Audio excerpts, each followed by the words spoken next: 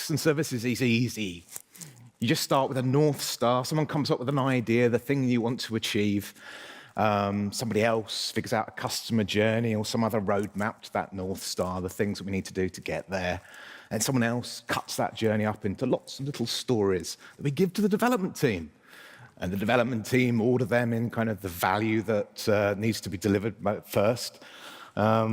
And then, if we're in a Kanban-y, flowish environment, we walk through them one by one until they're all done. And if we're in a scrummy iteration environment, we take a batch and we do the batch, and then we take another batch and we do the batch until we're done. The end.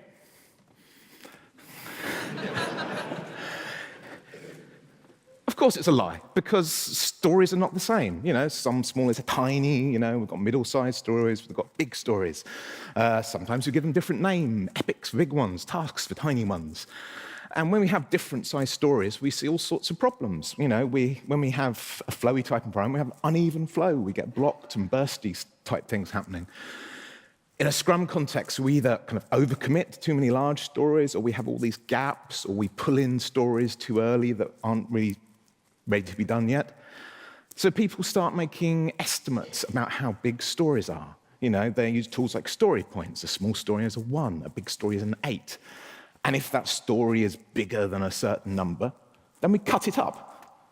We break the stories down into smaller stories small enough so that we can feel confident that the flow is going to be more even.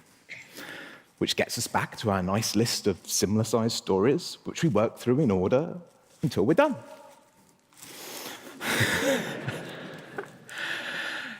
It's a lie, or at least vaguely ineffective, and this is where I see a lot of teams get stuck, because our customers and people who use our services, we don't care about the stories, and they definitely don't care about story points. They care about the value that the story gives them. They want to buy a book, or book an appointment, or calculate their taxes.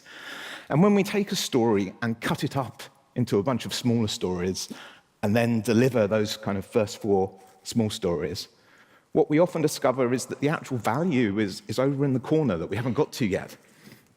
Somewhere between the North Star and the customer journey, many teams lose track of the prize, the thing the customer actually values, because stories focus on effort and size, not on value.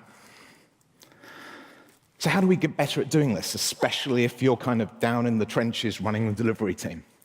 Instead of estimating story points first, try these 3 value-based questions. First, can we take a story and can we bin it? Can we defer it or throw it away completely? If we're launching a new product that has quarterly subscriptions and the first quarter is free, maybe we don't need to build the subscription code now. We've got 3 clear months where things may change. Let's do it later. We can bin it. The second question is, can we take a story and thin it? Can we put the story on a diet, deliver less, and still deliver most, if not all, of the underlying value to our customers? That big advanced search story, do most of our customers need that? Can we build the 20% that delivers 80% of the value? Maybe a page that just lists the products in alphabetical order is going to be enough for a lot of people. We don't need to build all of that feature. Can we thin it?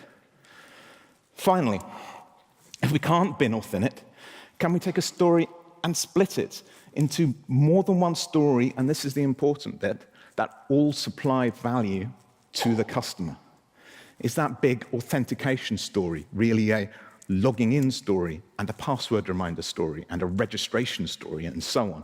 Each of those things provides value to the customer, unlike things like database layer, which sadly I have seen in the last week.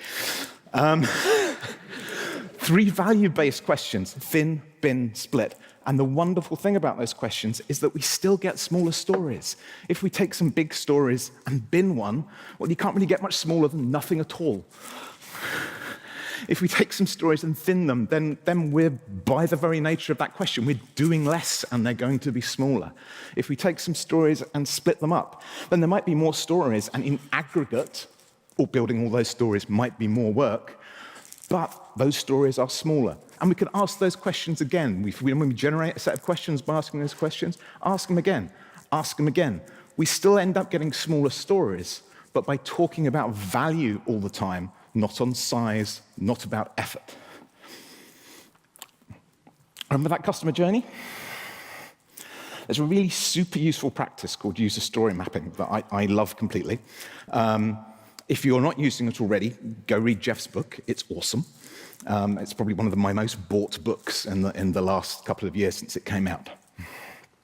Basically, you have that customer journey, and then you map the stories that we need to minimally support that journey against it. That's our first release. That's that first horizontal slice. And then the next slice adds and refines that journey, adding more functionality. That's our second release. And so on. Each slice is a release that provides a version of the customer journey. It's super useful for making sure that we're continually delivering something that provides value to the customer and serves the thing that they're after. Sadly, I find many people, even the ones who are using this, just use it as a one-off activity, right at the start to get that initial prioritization of the product backlog, and then it's just thrown to the developers and they do the stories in order, and that leads to all those horrible problems. But it's super useful to use as an ongoing activity.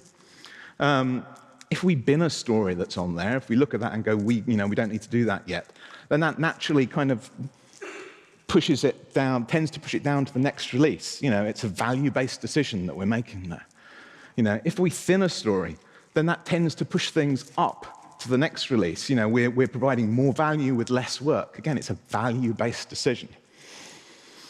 If we split a story, then we get a bit of explosion. Some stories tend to be more valuable, some stories are less valuable, some stories deconstruct that bit of the user journey a bit more, and we spread out a little bit horizontally on the user journey map, in the user story map.